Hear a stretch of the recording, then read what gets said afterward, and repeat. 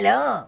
بعد از روزه های هسته‌ای ولی فقیه و گل گرفتن دعواهای باندی تو نظام ولایت، حالا همه جک و جونورا و دایناسورای نظام دارن زور میزنن که یه جوری با جوشکاری و سیریشمالی و اداب و اصولای آخوندی وضعیت رو عادی کنن و حال عظما را جا بیارن. مثلا این فسیل عمامه دار فکر کرد اگه یه عربده‌ای بکشه دل دلواپسا آروم میشه. مردم ایران به هیچ وجه اجازه نمیدهند بیگانه و جاسوس به حریم امنیتی و دفاعی کشور راه پیدا کنند. هر طرحی را که جلو رشد علمی و تکنولوژی ایران را بگیرد، این نظام، این مردم، این رهبری والا رد می کند. بی خود در ایران طمع نکنید، بیایید صادقانه در باقی مونده از این مدت که باقی مونده فکر کنید، تصمیم بگیرید، یه برنامه‌ای که درش دروغ نباشه، تخلف نباشه، اون برنامه رو بپذیرید و قبول کنید که ایران ایرانی صادقانه راست میگوید، منطق دارد، فکر دارد.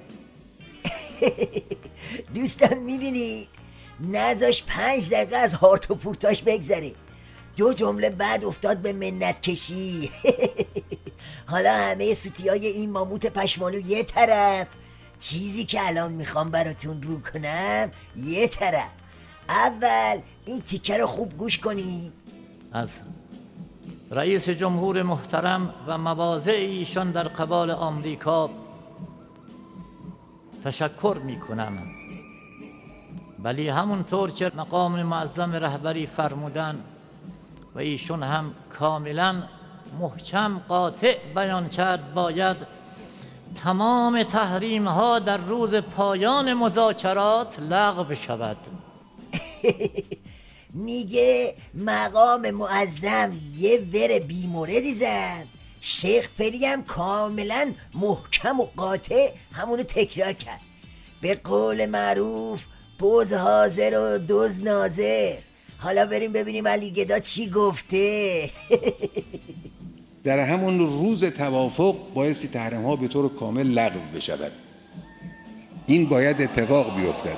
خب پس حرف علی گدا اینه که تو همون روز توافق باید تحریما به طور کامل لغو بشه. بسیار خوب، حالا بریم ببینیم شیخ فری چی گفته. بداند دنیا 5 به اضافه 1 بداند مجلس نمایندگان آمریکا و سنا، رئیس جمهور آمریکا، دولت آمریکا، همه بدانند در این توافق اگر پایان تحریم نباشد توافقی نخواهد بود. باید پایان این مذاکرات و زمان امضای توافق اعلام پایان و لغو تحریم‌های ظالمانه نسبت به ملت بزرگ ایران باشد. چی؟ یه بار دیگه بگو. باید پایان این مذاکرات و زمان امضای توافق اعلام پایان و لغو تحریم‌های ظالمانه نسبت به ملت بزرگ ایران باشد. دیدید این روباه بنفش چه عمامه گشادی گذاشته رو سر امام جمعه خامنه.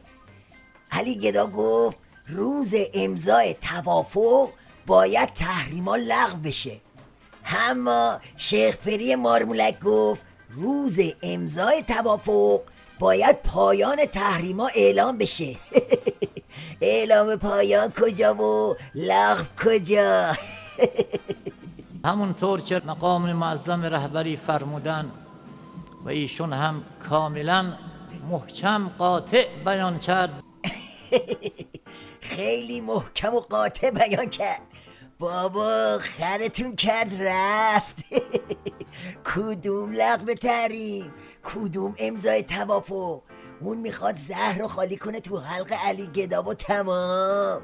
سنار بده آش، به همین خیال باش. همه تو تله اتمی گیر افتادید. چه گیر افتادنی.